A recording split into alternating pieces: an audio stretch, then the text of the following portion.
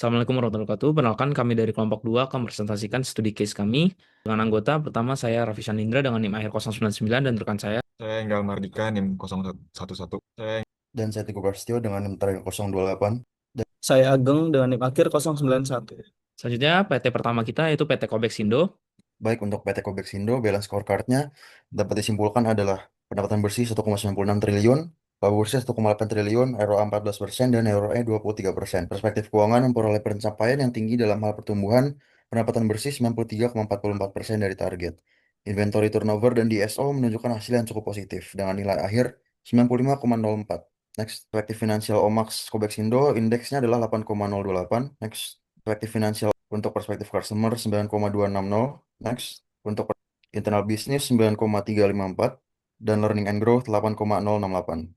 Untuk total indeks didapatkan 8,6775 dengan terkuat dari internal business dan yang dapat direkomendasikan adalah fokus pada keuangan dan pengembangan karyawan.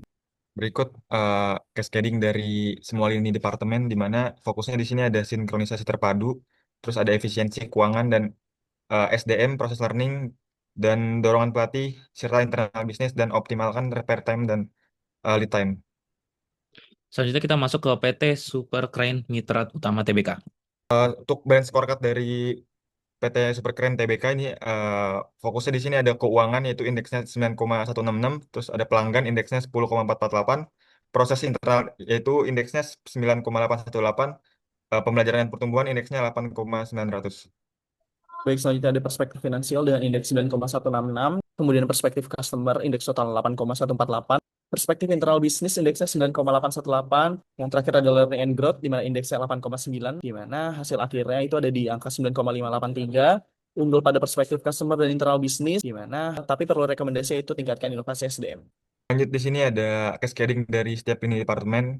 Fokusnya itu pada prioritas pelanggan, sinkronisasi strategis, efisiensi operasional, dan pengembangan SDM. Selanjutnya kita masuk ke PT United Tractors TBK, di mana balance scorecard-nya pendapatan bersih mencapai 95% dari target dan laba bersih 91% dari target. Customer retention rate-nya 90% dan repeated order 75%. Lalu ada utilisasi alat berat meningkat dan margin operasional PMA lebih dari 25%. Namun kapasitas PLTS mampu 15 MWP dari target 20. Masuk ke perspektif finansial di mana indeksnya 8,745, kemudian perspektif customer indeksnya 9,04, kemudian ada internal bisnis indeksnya 8,66, ada perspektif learning and growth indeksnya 9,58, kemudian total ada di 9,00625. Fondasi jangka panjangnya solid, namun ada rekomendasi itu fokus pada efisiensi operasional. Di sini kita masuk ke cascading, di mana penjualan alat berat tumbuh 10% dan retensi pelanggan tinggi dan efisiensi logistik meningkat. Utilitas alat lebih dari 85% dengan pendapatan penambang lebih dari 30 triliun. Dan kepatuhan keselamatan tercapai 100%.